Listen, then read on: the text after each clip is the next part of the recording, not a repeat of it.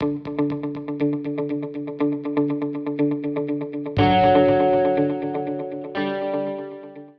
అండి, నమస్తే, welcome back to Hepsiba foods. ఈరోజు వీడియోలో ఈ ప్లేట్ చూస్తుంటేనే మీకు ఈరోజు స్పెషల్ ఏంటో అర్థమైపోయి ఉంటుంది. అవునండి, సింపుల్గా మటన్ గ్రేవీ కర్రీని ఎలా తయారు చేసుకోవాలో చూపించబోతున్నాను.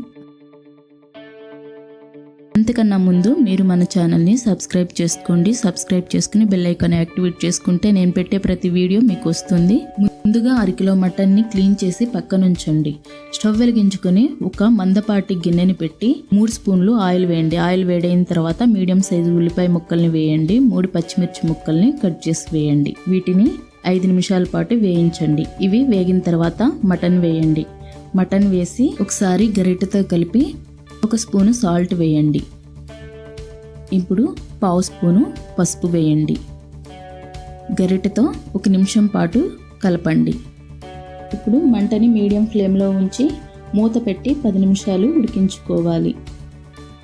మూత పెట్టి 10 నిమిషాలు ఉడికించిన తర్వాత మళ్ళీ మూతను తీసి 1 స్పూను అల్లం వెల్లుల్లి పేస్ట్ని వేయండి. గరిటెతో కలపండి. ఇలా కలిపి మూత పెట్టి 5 నిమిషాలు అల్లం వెల్లుల్లి పేస్ట్ పచ్చివాసన పోయేంత వరకు ఉడికించండి. ఇప్పుడు గ్రేవీ కోసం మిక్సీ జార్లో 1 గుప్పెడు కొబ్బరి ముక్కల్ని వేయండి. 1 స్పూను గసగసాలు వేయండి. 2 స్పూన్లు జీడిపప్పు ముక్కలు వేసి 1/2 కప్పు నీళ్లు పోయండి. నీళ్లు పోసి వీటిని మెత్తగా గ్రైండ్ అయ్యేలా గ్రైండ్ చేసుకోండి. గసగసాలు కూడా మెత్తగా నలిగిపోవాలి. ఇలా గ్రైండ్ చేయండి. ఈ పేస్ట్ని పక్కన నుంచి 5 నిమిషాల తర్వాత మూతను తీసి గరిటెతో కలపండి. ఇలా కలిపి ఫ్రెష్గా తయారు చేసుకున్న హోమ్మేడ్ గరం మసాలా పొడి 1 స్పూన్ వేయండి.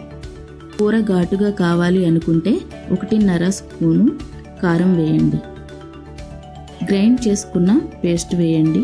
మిక్సీ జార్లో కొన్ని నీళ్లు పోసి ఆ నీళ్లను వేయండి. మటన్ ఉడకటానికి 2 గ్లాసులు నీళ్లు పోయండి. గరిటెతో కలిపి మూత పెట్టి ఈ నీరంతా ఎగిరేంత వరకు 15 నిమిషాల పాటు ఉడికించుకోవాలి.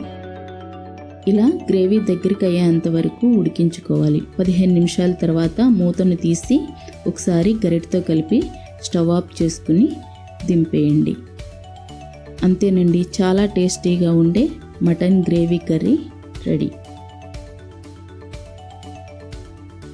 ఈ మటన్ గ్రేవీ కర్రీ కొబ్బరి అన్నంతో తింటే చాలా టేస్టీగా ఉంటుంది. రైస్తో బాగుంటుంది.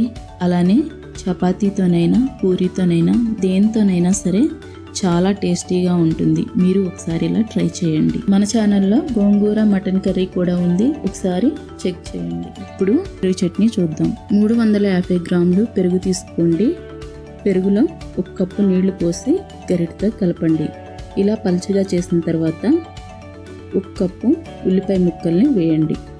గింజలు తీసేసిన కీరా ముక్కలు చిన్నగా కట్ చేసి వేసుకోండి. టమాటా ముక్కల్ని గింజలు లేకుండా కట్ చేసి వేయండి. సన్నగా తరిగిన కొత్తిమీర వేసి 1/2 స్పూను జీలకర్ర పొడిని వేయండి. 1/2 స్పూను సాల్ట్ వేసి ఒకసారి గరిటెతో బాగా కలపండి.